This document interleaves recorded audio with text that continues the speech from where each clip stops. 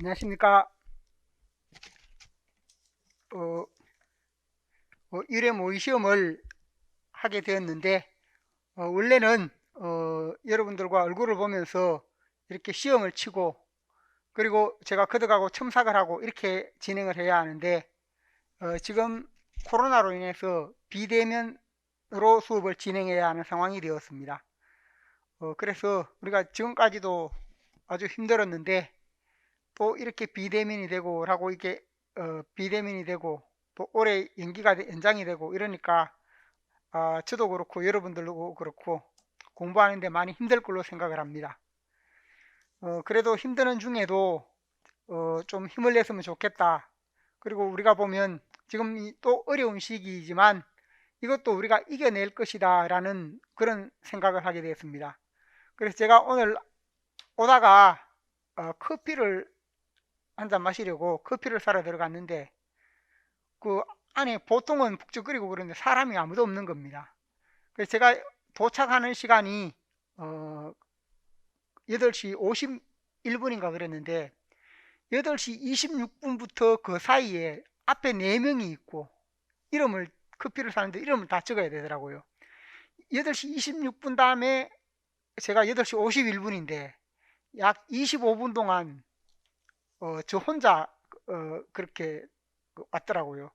그러니까 과거 같으면 그 집 커피숍에 계속해서 줄을 서서 막 이렇게 사고 그러는데 비대면으로 하고 사회적 거리 두기 이걸 강조하다 보니까 사람들이 확실히 덜 나오는 것 같습니다. 제가 지하철 타고 오면서도 그렇게 느꼈고 그 다음에 무엇을 사러 가거나 아니면 앞에서 점심을 먹으러 갔어도 그걸 느꼈는데 우리나라 사람들이 참 대단하다는 생각이 들었습니다. 나라에서 한번 정해서 이렇게 해달라고 하니까 다 이렇게 좀 나오고 싶은 것도 참고 다 이렇게 조심을 하고 서로 거리를 두고 이렇게 하는 것 같습니다.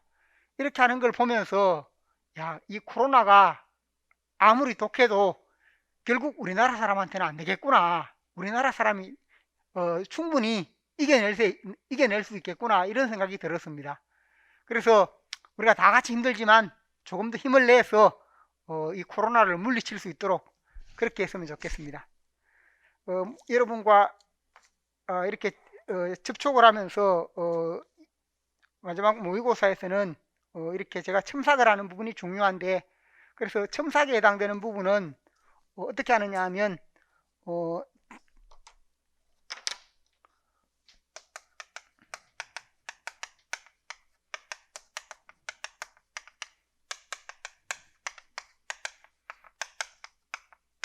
다음 카페에 최병의 마음용 국어사랑방이 있습니다. 여기에 들어와서 여기에 들어오면 문학 부분에서 문학 부분에 거기에 보면 모의고사와 채점 이렇게 해서 모의고사와 피드백 이렇게 하는 부분이 있습니다. 여기에 올리면 제가 뽑아서 여러분들에게 만약에 다음 주도 비대면으로 해야 된다면 거기에 올려드리고 그렇지 않으면 여기에 올려두면 다음 주에 이제 대면으로 하는 게 가능하면 그걸 뽑아서 제가 여러분에게 돌려드리도록 그렇게 하겠습니다.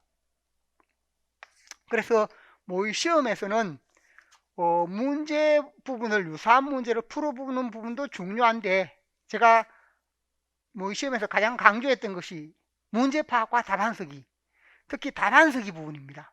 여러분들이 지금쯤 되면 공부는 많이 했는데 공부를 많이 했더라도 답안 쓰기가 부족하거나 답안 쓰기가 안 되어 있는 경우가 많습니다. 그런 분들은 공부는 열심히 했는데 점수가 잘 안 나옵니다. 그래서 지금부터라도 짧은 시간이지만 답안 쓰기에 대해서 여러분들이 점검을 받아보고 또 첨삭을 통해서 내가 시간이 급박하지만 다른 시간 내에 그 답안 쓰기를 바꿔갈 필요가 있습니다. 그래서 제가 이 부분은 지금 1회 부분이 시작이 되었는데 그 나중에 학원하고 한 번 더 의논을 해서 가능하다면 문제를 한 번 더 내는 것으로 지금 9월 10월까지 되어 있는데 11월에 한 번 더 이어서 문제를 내는 형태로 해서 첨삭이 이루어질 수 있도록 그렇게 생각 중입니다. 8회로 되어 있지만 전체 9회다라고 생각을 하시고 그렇게 보시면 좋겠고 또 앞에 1회 모의 시험 부분으로 나간 부분이 있습니다. 모의 시험 부분으로 나가서 그래서 8월 달에 7, 8월에 아마 그건 무료로 강의가 열려 있을 겁니다. 그래서 거기에 있는 자료도 중요하기 때문에 그것도 한번 뽑아서 여러분들이 문제를 풀어보시고 그렇게 했으면 좋겠습니다. 그래서 앞으로 지금 상황이 어떻게 될지 모르지만 첨삭에 해당되는 부분은 이러한 방식으로 진행을 합니다. 그래서 첨삭 부분이 중요하기 때문에 여러분들이 좀 귀찮더라도 다 이렇게 답을 써서 그걸 PDF로 하거나 아니면 그렇게 해서 저기에 올리면 제가 뽑아서 첨삭을 합니다. 그래서 원래 영상 강의 듣는 분들은 계속 그렇게 해왔는데 직강 듣는 분들의 경우에도 좀 수고스럽더라도 좀 어쩔 수가 없으니까 그렇게 올려주시기 바랍니다. 자, 이 강의 진행은 시간 계획은 알려드린 대로 9시에 시작을 해서 여러분이 보통 이제 한 주, 2주 지나면 그때는 이제 대면이 가능할 거라고 생각을 하는데 8시 55분 정도까지 와서 9시에 바로 시험을 시작을 합니다. 9시에서 10시 반까지 1교시 전공 A형을 치고 그 다음에 10시 50분부터 12시 20분까지 전공 B형을 치고 그 다음에 12시 20분부터 1시 20분까지 점심 식사 1시 20분부터 5시 30분까지 그렇게 강의 진행 등의 순서로 이루어집니다. 그래서 그 점을 참고로 하시면 좋겠습니다. 그리고 전체 8회 계획으로 되어 있지만 앞서 말씀드렸듯이 여러분이 코로나로 인해서 지금 1주 답안 작성하는 부분이 어려워졌기 때문에 제가 9회 정도로 이렇게 해서 한 번 더 뒤에 하는 형태로 그렇게 진행을 할 테니까 그 점을 참고를 하시면 좋겠습니다.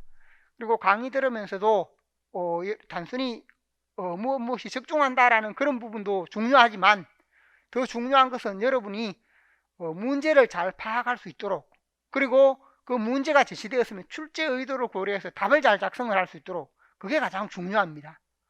그럼 모의 시험에서는 그 점이 가장 중요하기 때문에 그 점을 여러분이 잘 생각을 하시고 그래서 문제 파악, 답안 쓰기를 할 수 있도록 그렇게 하시기 바랍니다. 그래서 저도 나름대로 첨삭을 하면서 여러분들의 장단점을 이렇게 될 수 있는 대로 자세하게 이렇게 적어줄 테니까 여러분들이 답을 적어서 저기에 올려주시면 제가 그렇게 하도록 하겠습니다. 자, 문학 문제를 먼저 보고 그 다음 시간에 문법, 그 다음에 국어교육 이런 식으로 순서대로 풀어가도록 하겠습니다. 문학 부분을 먼저 보시기 바랍니다. 문학 문제 2번이 있습니다. 아래 작품의 서술 특징에 대한 보기의 물음에 작성 방법만 깨닫아시오 라고 했습니다. 여기서 보면 김성옥의 누이를 이해하기 위하여 라는 작품인데 우리가 잘 알듯이 김성옥 작가는 과거에 시험에서 보면 뭐가 나왔는가 하면 무진기행이라든지 이런 작품이 시험에 나왔고 또 서울 1964년 겨울의 경우에는 선택형에서 창작과 관련되는 부분으로 바꾸면서 문제가 나온 적이 있습니다. 그런데 언제든지 중요한 작가이고 여기에서 보면 시험에서 또 나올 수 있는 것이 여기에 있는 작품 중에 누이를 이해하기 위하여 이 작품이나 아니면 서울 1964년 겨울 이 두 작품은 60년대 소설로 아주 중요한 의미를 지닙니다. 그래서 이 작품 부분을 다시 문제로 냈고 여기에 보면 앞에 갈대들이 들려준 이야기 그 다음에 다시 축전 이렇게 해서 여기 처음에 이제 발단이 되는 부분 발단에서 전개로 되는 부분과 그 다음에 끝부분이 이 지문에 제시가 되었습니다. 그래서 이 부분은 우리가 잘 알듯이 모더니즘 소설로서 주인공인 나의 내면 속에서 이야기가 전개되는 형태로 나의 경험, 내가 과거에 겪었던 경험들을 고백하는 형태로 나의 내면 속에서 이야기가 전개된다라는 점이 특징입니다. 그래서 그 속에서도 서사적인 내용을 찾아보면 누이가 꿈을 찾아 도시에 갔지만 도시에서 많은 상처를 입고 와서는 우리에게 아무 말도 않고 침묵을 하는 겁니다. 그러니까 내가 그 누이에게 여러 번 묻지만 말을 하지 않으니까 궁금해서 도대체 도시가 어떤 곳인가 라고 해서 갔다가는 나도 그 도시의 삭막함 이기주의, 도시의 위선 등에 대해서 절망을 하고 좌절을 하고, 그래서 도시의 삭막함을 처절하게 느낍니다. 그리고 나서 내가 생각하는 게 뭔가, 우리 세대가 이런 어려움을 겪었지만 우리 세대 다음 세대, 즉 누이가 그 사이에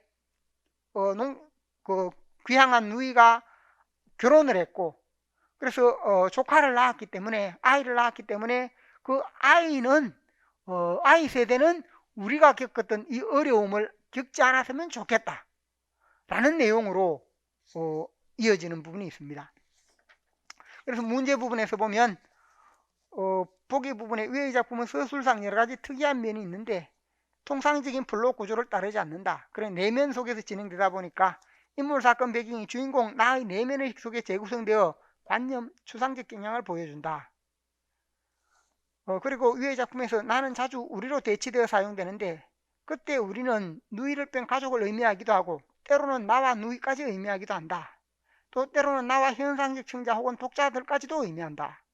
그래서 나로 될 때도 있지만 우리로 되어 있을 때, 그때 우리를 보면 나와 가족이라든지 아니면 다 포함하는 부분이라든지 아니면 그게 독자까지, 현상적 청자는 독자까지 포함하는 의미로 이렇게 드러내는데, 작자는 왜 그렇게 나를 우리로 대체하고 있을까?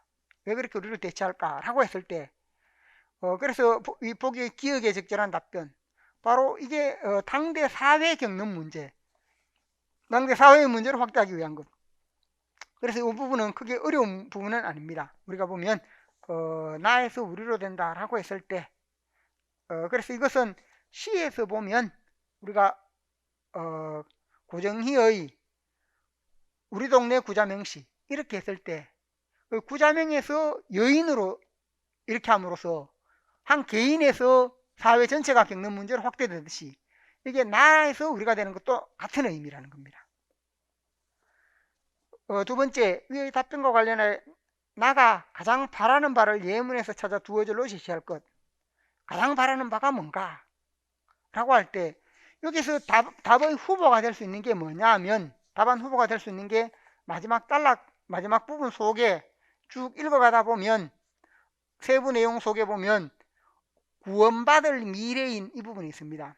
구원받을 미래인, 이런 부분을 통해 앞서 이야기했듯이 여기서 보면 가장 바라는 바, 위의 답변 부분에서 우리를 당대 사회가 겪는 문제로 확대한다. 당대 사회가 겪는 문제에서 가장 바라는 바는 뭔가? 라고 했을 때 바로 우리 조카들의 경우에 너의 자식은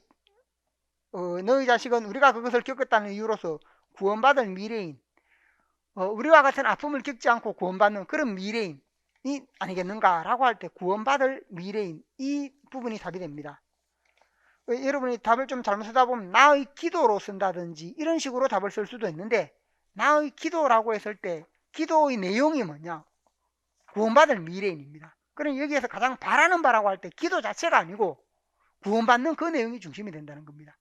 그래서 우리 후세들은 우리가 이것을 겪으면서 어려워했기 때문에 그 문제가 해결이 되어서 구원받을 미래인이 된다, 구원을 받을 수 있다라는 의미로, 그래서 구원받을 미래인 이렇게 하면 되겠습니다. 기입형 3번에 나가 가를 패러디한 이유를 작성 방법에 맞게 제시하시오 라고 했습니다. 가의 경우 온달전 부분이 있고, 나의 경우에 방나인 서울에 사는 평강공주가 있습니다. 이 두 가지를 통해서 나의 시적 화자가 가 인물을 패러디한 이유를 상황과 지향으로 각각 열자 이내로 제시하라. 그 박나연의 경우 우리가 평강공주와 온달 이야기는 잘 압니다. 평강공주가 아버지가 한 약속을 지키라라고 하면서 집을 나가서 온달과 결혼을 하게 되고, 온달과 공공함 속에서 살아가면서도 온달을 사랑하고, 그렇게 해서 남편을 성공으로 이끌게 하는 그런 면이 있습니다. 그래서 이 부분에서 보면 상황이다라고 할 때 나시에서 보면 나시의 핵심은 뭐냐면, 동짓달에도 치자꽃이 피는 신방에서 신혼일기를 쓴다. 동짓달에도 꽃이 피는 신방에서 없는 것이 더욱 많아 따뜻한 아랫목, 없는 것이 더욱 많아 따뜻하다 라고 할 때 이것은 역설이면서 가난의 상황, 아랫목은 평강강 공주의 꽃밭, 색색의 꼬시를 모으던 흰 봉투, 흰 봉투 한 무더기 산동네의 매찬 바람에 떨며 흩날리지만 봉할 수 없는 내용들이 밤이면 비에 젖어 울지만, 여기 보면 산동네라는 말이 있습니다. 이 시를 이해할 때 산동네이고 신방이라든지 이런 부분에서 보면 가난한 신혼부부가 겪는 삶이다. 그리고 거기에서 가난한 신혼부부들이 겪는 내용 중에 봉할 수 없는 내용들이 밤이면 비에 젖어 울다. 밤이면 비에 젖어 운다. 힘겹고 어렵다는 겁니다. 신혼부부가 가난으로 인해서 산동네에서 힘겹고 어렵게 살아간다. 그렇지만 그로 인해 좌절하지 않는다라는 내용입니다. 그래서 젖어 울지만 산동네 인정에 곱게 물든 한 그루 대추나무, 서로 허물을 해진 사랑을 꿰맨다. 그 다음에 새벽녘 우리 낮은 창문가엔 달빛이 은채로 걸려있거나 별 두 서너씩 다투어 빛나고 있었다. 전등 촉수를 더 낮추어도 좋았을 우리의 사랑방에서 꽃이 봉지랑 청색 도포랑 한 땀 한 땀 흘려 깊고 있지만, 우리 사랑 살아서 앞마당 대추나무에 뜨겁게 열리지만, 우리 사랑은 이렇게 해서 뜨겁게 열리는데 장안의 안전뱅이 저울은 꿈쩍도 않는다. 장안의 안전뱅이 저울, 이것은 뭐냐면 가진 자들이나 아니 물질에 진 사람들의 그런 마음입니다. 그 사람들은 오직 혼수며 가문이며 비단 금신만 뒤뚱거릴 뿐, 공주의 애틋한 사랑은 서울의 산일번지에 떠도는 옛날 이야기. 그대 사랑할 온달이 없으므로 더더욱, 즉 가치를 찾지 못하기에 더욱 그렇다라는 의미인데, 이 부분에서 상황은 뭔가, 왜 여기서 온달 평강공주를 갖고 왔는가, 서울에 사는 평강공주라고 했는가. 바로 상황에서 보면 신혼부부의 가난한 상황, 혹은 신혼부부의 어려운 상황, 평강공주도 역시 온달과 결혼하고 어려운 삶을 살아갔습니다. 그러한 부분이고, 지향의 의미는 뭔가, 그 속에서도 뭘 지향하는가, 진정한 사랑의 추구, 금전을 추구하는 것이 아니라 진정한 사랑의 추구. 그래서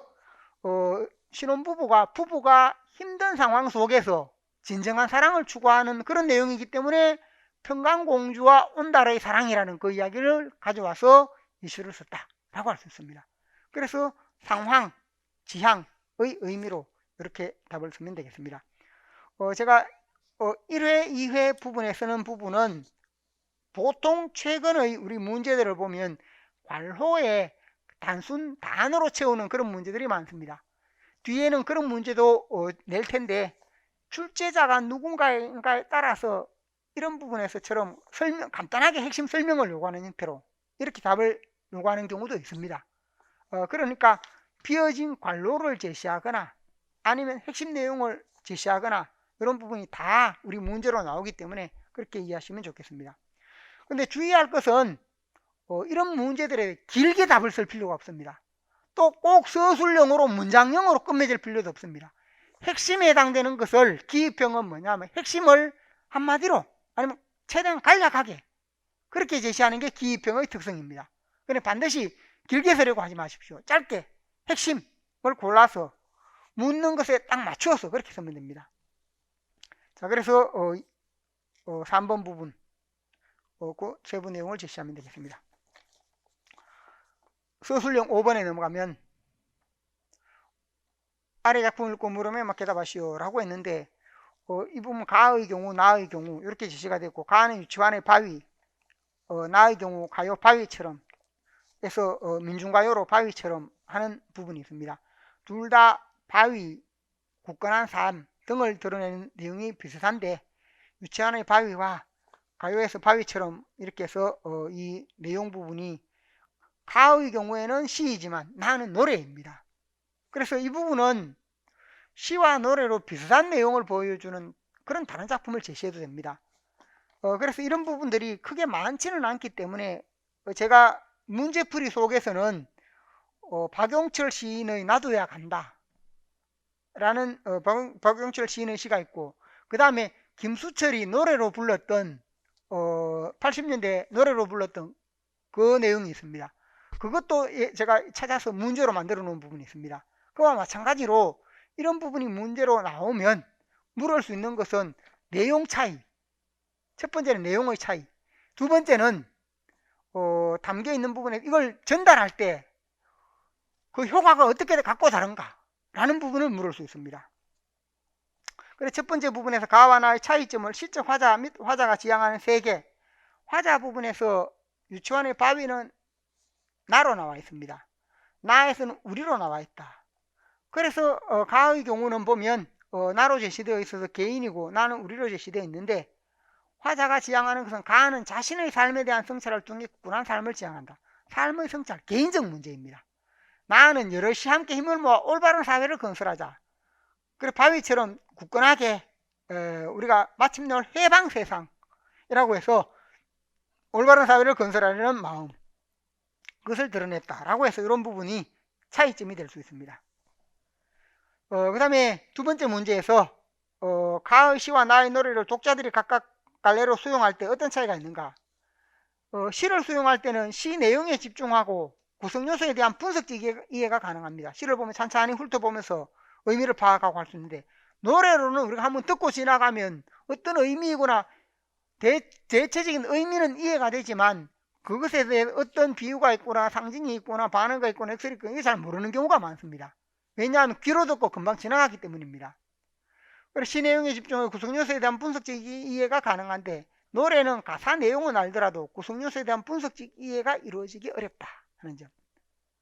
또 가는 시각으로 감상이 이루어지고 시 자체에 의한 정서가 중심이 되지만 나는 청각이 중심이 되고 음악적 요소가 가미되면서 음악적 특성에 의한 정서가 중심이 된다 라고 해서 이렇게 생각을 할 수 있고, 두 번째 부분에 해당되는 답은 우리가 보면 시로 되어 있는 것을 노래로 만들어 놓은 그런 부분들이 많습니다. 그런 작품들이 있으면 어느 작품에나 적용되는 것으로 원리에 해당되는 것이다 라고 생각을 해서, 원리에 해당되는 것은 다른 작품에도 적용이 된다는 겁니다. 자, 그래서 거기에 따라서 생각을 하시면 좋겠습니다. 그래서 매체를 활용한 감상이라든지, 시의 경우도 매체를 활용한 감상, 아니면 시와 노래, 이것이 결합되는 부분들이 결합해서 우리가 수용하는 경우가 많기 때문에, 그래서 시를 들을 때와 노래로 들을 때 어떠한가 라고 할 때 이게 두 번째 단락의 내용이 중요하니까 이건 잘 기억을 했다가 지문이 바뀌어도 답은 똑같습니다. 그 점을 잘 이해하시면 좋겠습니다. 자, 다음으로 문학에서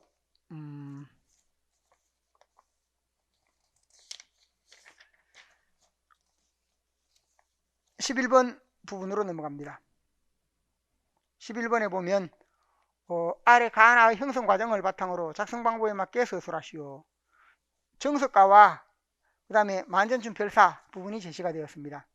그래서 정석가와 만전춘 별사 부분인데, 가나의 형성 과정은 이 두 노래는 이 노래들은 여러 가지 노래가 결합이 되어서, 민요인데 여러 가지 노래가 결합이 되어서 만들어진 노래다라고 할 수 있습니다. 그래서 원래 민요가 공중소각이 되었고 또 공중소각이 되는 과정에서 여러 가지 노래가 결합이 되어서 만들어졌다 하는 점을 생각을 할 수 있습니다. 문제에서 작품 해석은 생략하고 문제에서 가의 기억과 나의 면에서 시적 화자의 공통적인 의도를 밝히고 그것을 다르게 표현한 차이를 서술하라. 여기에 보면 기억에서 유독하신 님 여야와 시이다. 덕이 많은 님과 헤어지고 싶습니다 라고 해서 기억의 경우 그렇게 제시되었고, 니은의 경우 아소님과 원대평생에 이별을 잘 모르겠어요. 원대평생에 오랜 세월 동안 이별을 모르고 살고 싶습니다 라고 해서 이렇게 제시가 되었습니다. 그리고 시적 화자의 공통적인 의도는 뭔가? 그래서 가는 헤어지고 싶다고 하고 나는 헤어지고 싶지 않다. 표면으로 보면 그런 의미입니다. 반대돼 보이지만 실제로는 뭔가? 기억과 니은은 화자가 님과 헤어지고 싶지 않다는 의도를 담고 있다. 둘 다 헤어지고 싶지 않은데 기억은 그것을 반으로 표현했고 니은은 직접적 혹은 직설적으로 표현했다. 그래서 화자가 님과 헤어지고 싶지 않다는 의도, 기억은 반대로, 니은은 직설적으로 이렇게 표현했다라고 설명을 할 수 있습니다. 그래서 그것이 공통적인 의도와 표현의 차이. 그 다음에 두 번째, 가를 나와 다른 상황으로 볼 수 있다면 가에서 그렇게 볼 수 있는 가장 적절한 단어와 그 상황을 제시하라. 가를 나와 다른 상황, 우리가 공통적인 상황으로 본다면 뭐가 되는가? 여인이 님과 헤어지고 싶지 않은 마음이다. 여인이 님과 헤어지고 싶지 않다라는 마음으로 생각을 할 수 있습니다. 그런데 가를 나와 다른 상황으로 본다라고 하면 같은 상황으로 본다면 뭐냐? 여인이 님과 헤어지고 싶지 않다는 것이고, 가의 경우는 다른 상황으로 본다라고 할 때 그런 내용을 드러내는 게 뭔가? 그 제시된 부분에서 1년에 보면 딩가도라 당금의 계차이다. 선왕성대의 논야와 지이다. 여기 구절에 선왕성대라는 말이 바로 태평성대를 의미하고, 이 구절이 바로 뭐냐 하면 임금에 대한 찬양의 의미를 지닙니다. 그래서 가의 경우에 임금에 대한 찬양의 의미를 직접 드러낸다라는 의미에서 가를 나와 다른 상황으로 해석하게 하는 단어를 찾아서라 라고 했기 때문에 그게 뭐냐, 선왕성대이고, 이를 통해 신하가 임금에게 영원한 충성을 맹세하는 내용이 될 수 있다. 단순하게 여인이님을 그리워하는 것뿐만 아니라 신하가 임금에게 충성을 맹세하는 내용이 될 수 있다고 할 수 있습니다.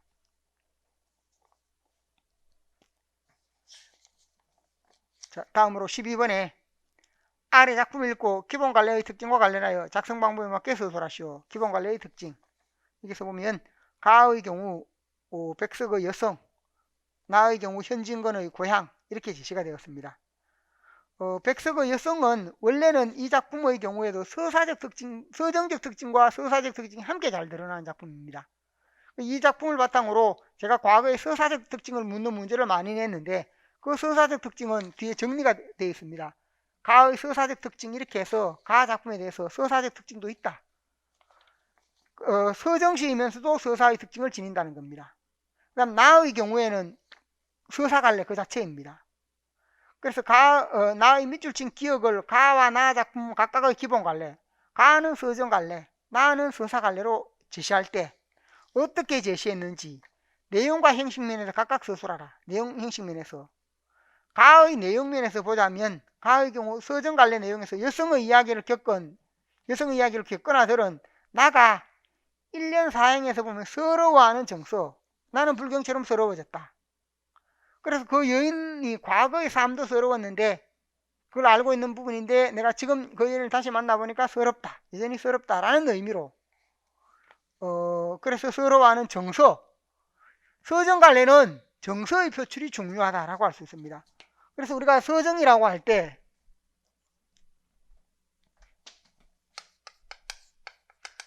서정, 서사 이렇게 할 때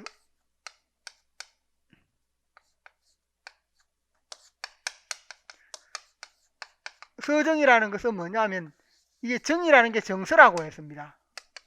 정서이고 서는 밖으로 표출한다는 겁니다. 정서를, 어떤 대상에서 느낀 정서를 밖으로 표출하는 그 갈래가 서정갈래입니다. 서사라고 할 때는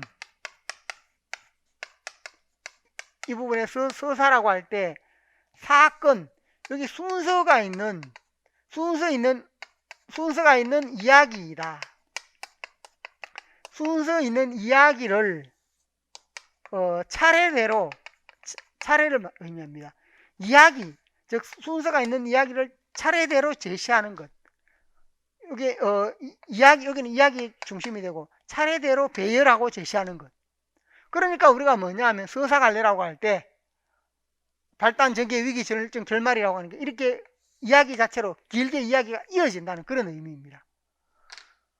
그러니까 정서를 표출하는 것이기 때문에 그 정서가 무엇인가 라는 부분으로 설명하면 되겠고, 서정갈래의 형식면에서 이 시를 보면 이 시는 내용에서 보면 1, 2, 4연에서 비유가 있다든지 3연의 반어, 4연의 감정이입 등으로 드러냈다, 이렇게 답을 해도 되고, 비유 상징으로 드러냈다, 제가 1, 2, 4연이라고 구체적인 부분을 제시하면서 설명할 필요가 있습니다. 아니면 전체 4연 12행의 행과연으로 제시했다, 행과연으로 제시하는 것도 서정갈래의 특징입니다.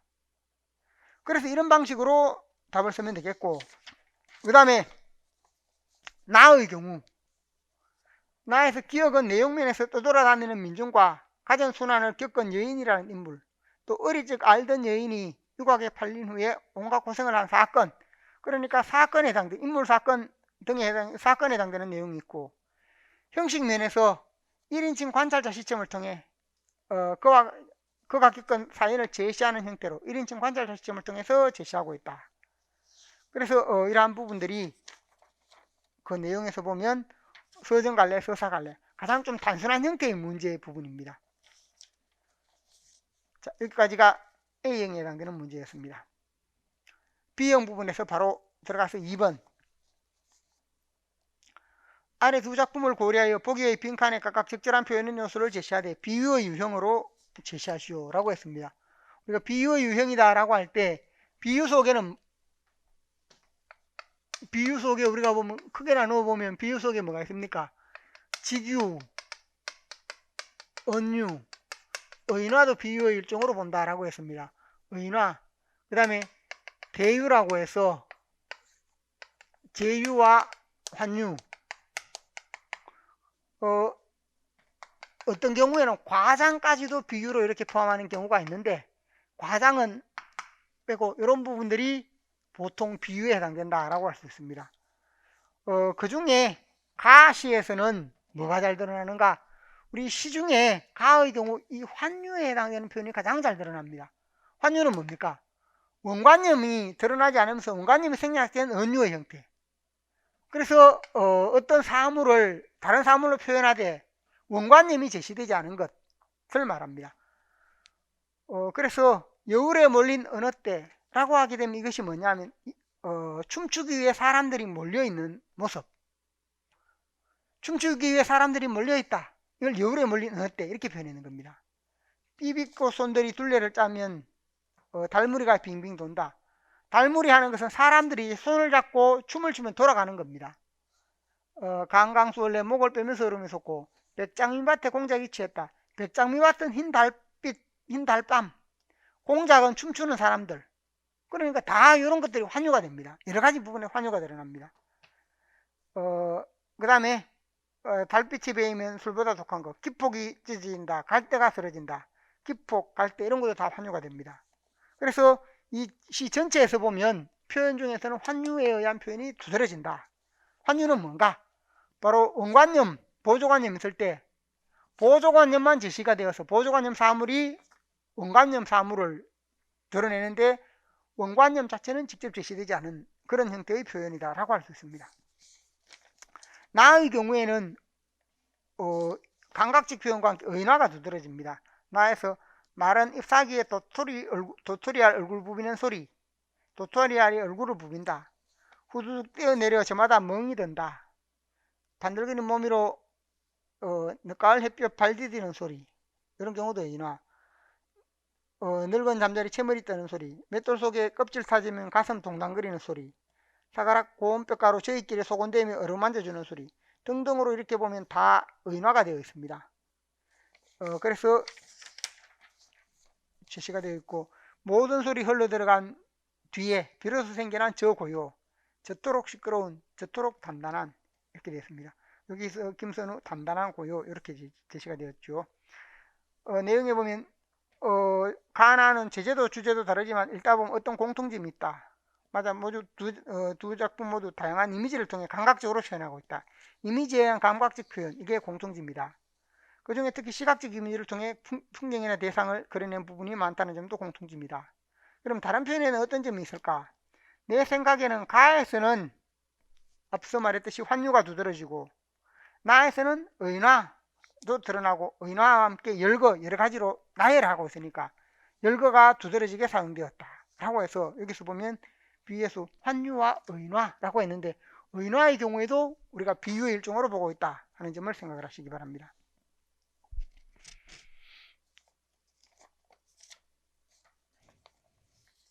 5번으로 넘어갑니다.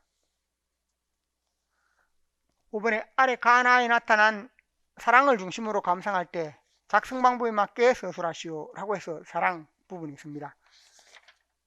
그래서 가의 경우에 내용에서 보면 이 부분은 만복사 접촉이, 그리고 나의 경우 이 부분에서 음영전 이렇게 제시가 되어 있어서 가나에서 사랑의 장애 요인 및 사랑의 실현 양상에 대해 각각 서술하라. 사랑의 장애 요인과 사랑의 실현 양상, 이를 바탕으로 사랑의 성격 및 시대적 의미 차이. 시대적 의미다라고 할 때 주로 조선 후기 작품에서 시대적 의미라고 할 때는 근대적 의미를 말합니다. 그래서 가에서 사랑의 장애 요인은 외도적의 침입이라는 전란이다. 근데 이 부분의 전란에 대한 실현 양상은 어떻게 실현하는가? 바로 여인이 부처님께 빌어 사랑이 실현된다. 라고 해서 이 점을 생각을 할 수 있고, 여기서 보면 여인을 중심으로 이렇게 설명했는데, 앞서 이 부분에서 앞에 있는 내용으로 보면 양생의 경우도 부처님께 빌었고 여인도 부처님께 빌었습니다. 현 지문에서는 여인이 빈 내용이기 때문에 여인 중심으로 설명을 했습니다. 나에서 사랑의 장애 여인은 운영이 궁녀라는 신분이다. 그 다음에 나에서 사랑의 제약 부분은 어떻게 극복되는가? 운영이 스스로 나서서 사랑을 추구하려고 노력하고 있습니다. 그래서 운영이 노력하고 있고 역시 김진사도 거기에 부응을 하고 있기 때문에 그래서 어쨌든 운영이 무당 말을 듣고 진사를 찾아간다든지 적극적으로 찾아가려고 하고 있습니다. 그래서 그 내용을 생각을 할 수 있다.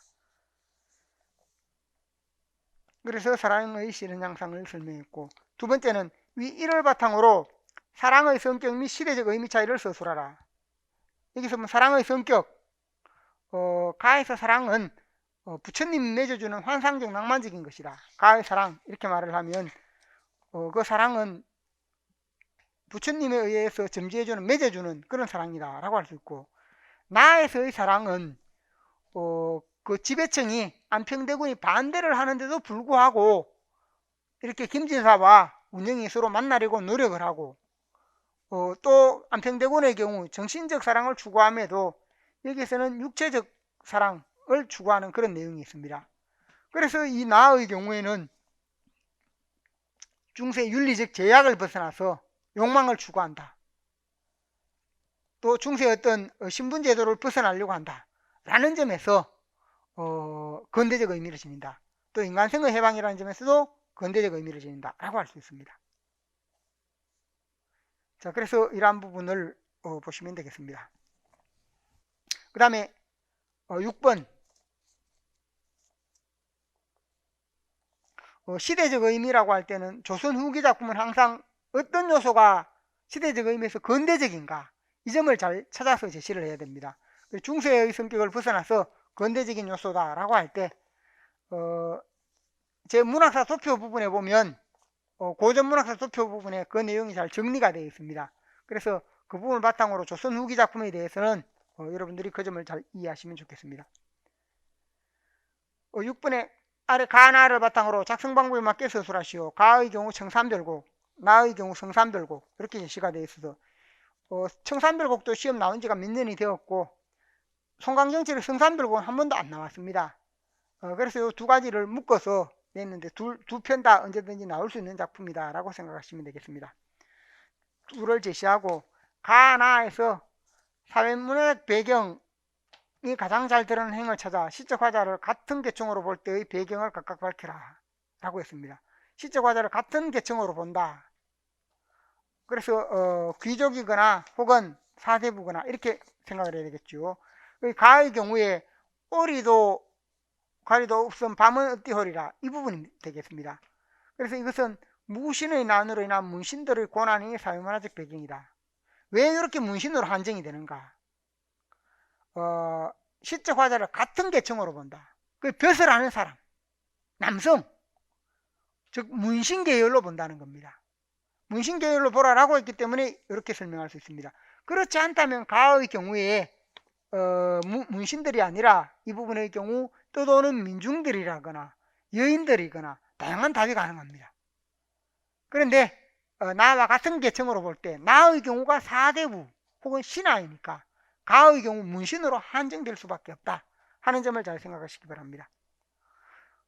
그래서 무신의 난으로 인한 문신들의 고난, 그 다음 두 번째 나의 경우 쇠사는 구름이라 머허도 멀시고 나 부분에서 보면 송강정철이 이 부분의 경우에도 귀양가 있을 때 성산에서 김성원이라는 인물과 함께 지내면서 김성원이 시경정이라는 정자를 만들었는데 그 정자에서 지은 부분이다 라고 할 수 있습니다.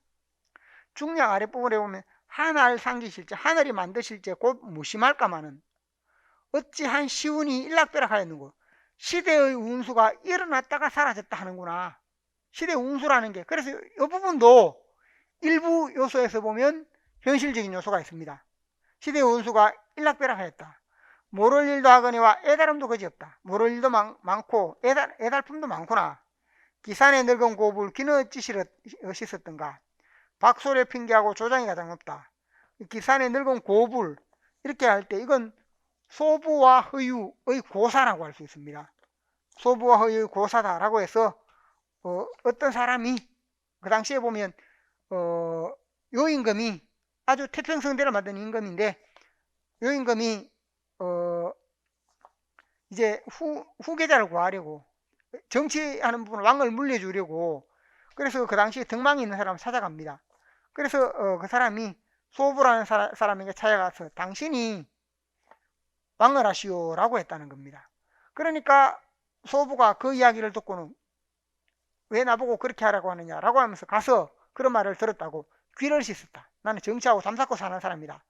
귀를 씻었다라고 했는데 그걸 허유라는 사람이 소에게 물을 먹이러 가다 그 이야기를 듣고는 더 위에 올라가서 먹였다. 이 소에게도 그 물을 먹이지 않겠다라고 해서 그래서 소부와 허유 이야기로서 많이 이야기가 되고 있는 부분입니다.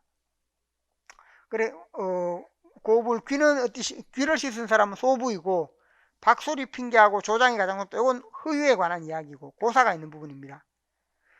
그럼 인심이 낙 같아야 보도록 새롭거늘 인심이 낙 같아서 보도록 새롭거늘 세사는 구름이라 뭐도 멀치고 인심은 낙 같아서 늘 새로운데 세상이런 구름이라 뭐하다라고 하는 건 거칠다는 겁니다. 세상이런 구름이라 뭐하도 멀치고 이 구절이 바로 뭐냐면 자기 자신이 귀양 와 있는 그 현실을 가장 잘 보여주는 구절입니다. 그래서 이것은 자기 자신이 귀양 와서 서 있을 때 앞에서 연관이 되는 부분에 시대의 운수가 일어났다 쓰러졌다 한다. 자기 자신도 뭔가 세사는 구름이라 거칠기도 하구나. 자기도 귀양 와서 이렇게 거칠게 이렇게 있다 라는 의미가 됩니다. 그래서 이 부분이 바로 내용이 되겠습니다. 그래서 나의 경우 세사는 멀시고 해서 선조 때 작자가 성산에 귀양 간 일이 이 근처에 귀양 간 그 부분이 사회문화 배경이다 라고 할 수 있습니다. 두 번째, 가나의 공간적 배경이 지닌 의미 차이, 공간 배경. 가의 청산이라고 할 때 청산은 뭔가 하면 현실 괴로움으로부터 벗어나는 이상향, 청산이다라고 할 때 이상향 또는 현실 도피처. 그래서 청산의 사례라고 할 때 그래서 이 부분은 청산이라는 이상향의 의미이고 현실 도피처의 의미를 지닌다. 좀 이상적 세계라면 나의 성산은 사대부들이 지향하는 자연으로 사대부들이 완성하는 자연, 곧 강환정의 의미를 지닌 그런 자연이다. 강환정의 자연이다 라고 할 수 있습니다.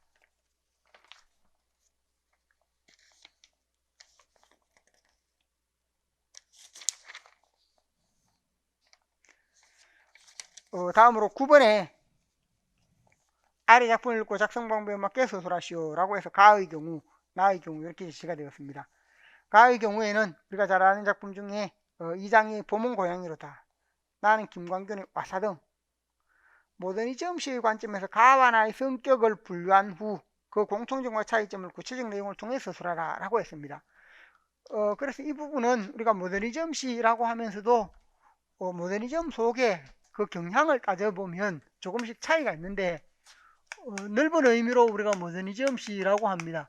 그런데 앞에 보면 이미지점에 가까운 그런 부분이 있고 그 다음에 우리가 보면 주지시 혹은 그 뒤에 나오는 초현실주의 등에 해당되는 이런 부분도 있다. 주지시라고 했을 때 이게 모더니즘이라고 할 때는 이 부분이 더 핵심에 해당되는 부분입니다. 그래서 이미지점이다 라고 할 때 이미지점은 어떤 특징을 보여주는가 하면 이것은 이미지 기법에서 보면 풍경에 해당되는 것을 풍경을 회화적으로 관찰해서 제시한다. 어떤 풍경에 해당되는 것, 눈에 보이는 것을 풍경을 회화적으로 관찰 제시하는 그런 부분이 바로 이미지점시다 라고 할 수 있습니다. 기법에서 보면 이미지에 의한 감각적 표현 부분이 강조된다 하는 점. 이미지에 의한 감각적 표현. 그리고 이 풍경에서 보면 도시가 나오더라도 도시는 단순 풍경을 바탕으로 한 풍경의 소재일 뿐이다. 김광균의 시에서 이런 부분이 많이 나오는데 이런 부분이 이미지점이다라고 이야기할 수 있습니다. 이런 시의 경우 대표적인 부분이 김광균의 시라든지 정지용의 시라든지 여기 있는 여기 이장희의 시라든지 이장희라든지 이런 시들이 대부분의 경우가 그렇습니다. 정지용 시인의 시도 바다라고 할 때 바다라는 시라든지 이런 부분에서는 대부분의 경우 이미지의 감각적으로 드러내면서 풍경을 회화적으로 드러내는 그런 부분이다 하는 점을 생각을 할 수 있습니다.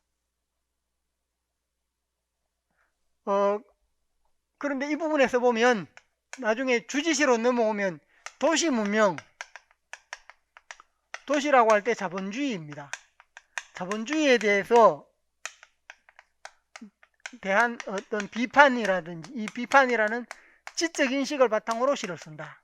지적 인식이다라고 할 때 그런 자본주의에 대해서 어떤 관념적인 인식을 보여준다는 겁니다. 모더니즘이라고 할 때 지적 인식이다 혹은 지식의 의미, 아는 것의 의미가 된다는 겁니다. 도시 문명에 대해서 비판한다든지 도시 문명에 대한 그런 인식을 바탕으로 하고 있다. 그래 단순히 풍경을 제시하는 것과는 다르다는 겁니다. 그래서 이렇게 제시를 했고 앞에서 도시가 단순 풍경이었다면 여기는 문명에 대한 비판의식이 있다. 도시에 대한 비판의식, 도시의 문제점에 대한 비판의식이 일부 담겨 있다 하는 점. 이미지에 의한 감각적 표현, 이것은 공통이 됩니다. 이게도 이미지에 의한 감각적 표현과 함께 새로운 형식이나 기법이 실험된다. 다양한 형식이나 기법이 실험된다 하는 점. 그리고 문명의 일상어를 바탕으로 쉽게 쓰려고 노력한다. 이런 부분들이 주지시, 일반적인 모더니즘 특징입니다. 이런 시에 해당되는 부분이 누구인가? 라고 할 때 김광균의 경우에 다른 작품은 몰라도 김광균의 와사등이라는 이 작품은 뭔가?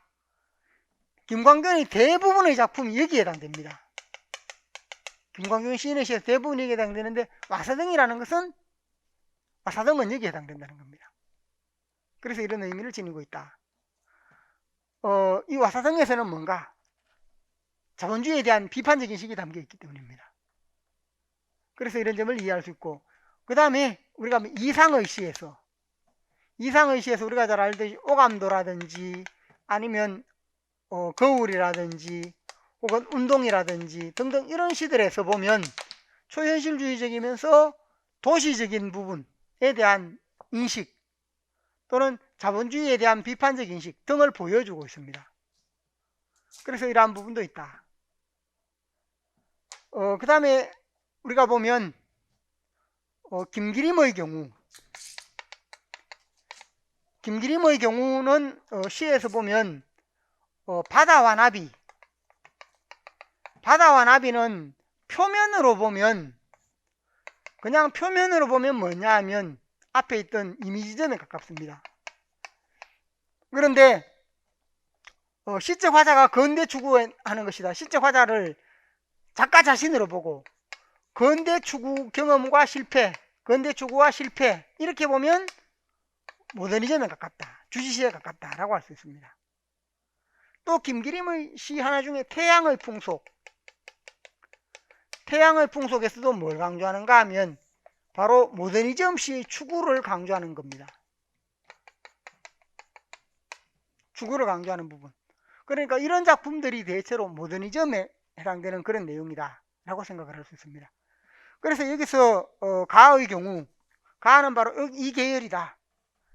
나는 이 계열이다 라고 해서 그렇게 생각을 할 수 있는데 가의 경우에는 우리가 이미지를 통해서 감각적으로 제시하고 시각적으로 제시했습니다.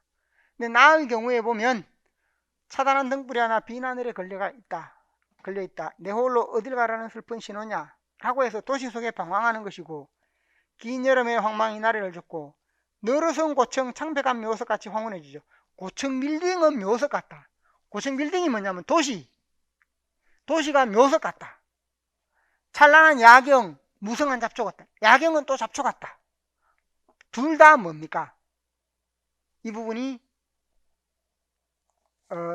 이러한 내용들이 둘 다 뭐가 되는가 하면 도시를 비판하는 내용입니다. 그 다음에 내용에 보면 피부의 바깥에 서면 좀 낯설은 거리 아우성 소리, 낯설은 거리, 도시의 낯선 거리에서 아우성 소리가 들린다. 또 공허한 군중의 행렬, 길게 그린 그림자가 어둡다. 도시의 미래가 어둡다.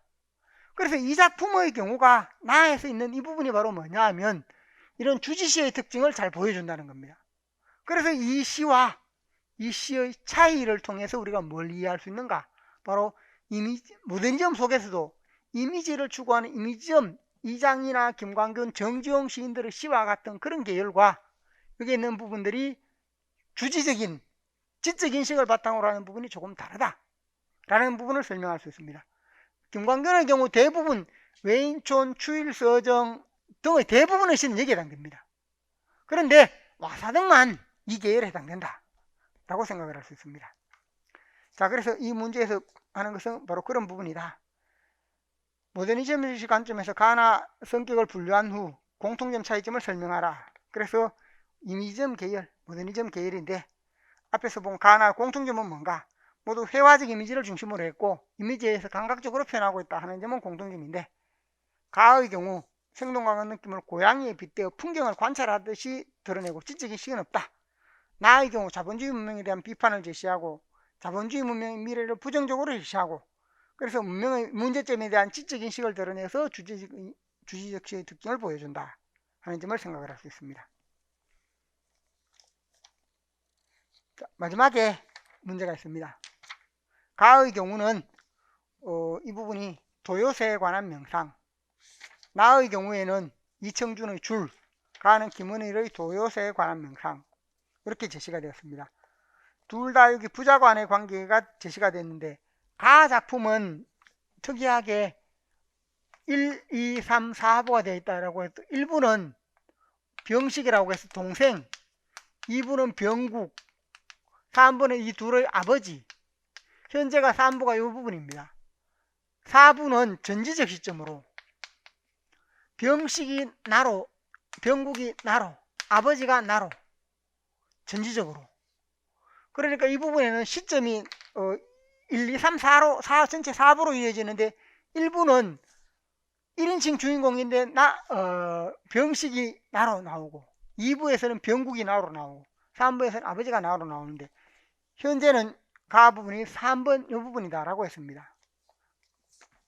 그래서 아버지가 이 아들에게, 병국인 아들에게 이야기하고 있는 내용이고, 병국은 서울에 있는 국립대에 왔지만 학생운동을 하다가 제적당하고 고향에 내려가서 환경운동을 하고 있는 그런 청년입니다. 그 청년과 아버지가 이야기를 나누고 있고, 병식은 형에게 많은 기대를 걸었지만 그러나 형에게 실망하고, 또 여기서 보면 병국이 환경운동을 하는데 병식은 오히려 그 반대가 되어서 이 도요새를 잡는다든지 아니면 이런 새를 잡아서 이렇게 박계상에 넘겨주고 돈을 받는 그런 삶을 살아갑니다. 그래서 이 형제가 갈등을 보이기도 합니다. 근데 여기서는 병국이 아버지와 대화를 하면서 아버지를 이해하게 되는 그 장면이 이 부분이고, 나 부분의 경우 줄에서 아버지가 아들에게 이 장인 정신, 기법 이걸 다 이렇게 전수해주고 나중에 아버지가 죽음을 맞게 되는 그 장면이 제시가 되었습니다. 자, 그래서 가나에서 공통적으로 나타난 인물관계 및 그 관계를 매개해주는 대상, 가나에서 바로 친밀한 부자관계, 부자관계에서 가도 친밀한 부자관계, 나의 경우 역시 마찬가지입니다. 친밀한 부자관계가 나타난다. 그것을 매개해주는 대상은 가에서는 금강산, 나에서는 줄이다 라고 했는데, 가는 전체로 보면 도요새가 더 중심이 됩니다. 나의 경우 아버지가 여기서는 금강산을 이야기하는 부분인데 전체에서 보면 도요새가 어떤 의미를 지니느냐, 남북을 마음대로 왕래하고 넘어갔다 올 수 있는 그런 새입니다. 그래서 그 점을 참고로 하시면 좋겠습니다. 그 점을 이해하시고, 그래서 아랫부분에 그 점을 설명을 해놨습니다. 그 다음에 두 번째, 인물관계에서 궁극적으로 전하고자 하는 가치가 뭔가. 가에서는 아버지가 금강산의 아름다움을 통해서 통일의 당위성에 대해서, 통일에 대한 염원, 통일이 되어야 과거 통천이라든지 고향에 갈 수 있다라는 의미로 이야기하고 있고, 통일에 대한 염원과 당위성을 이야기한다.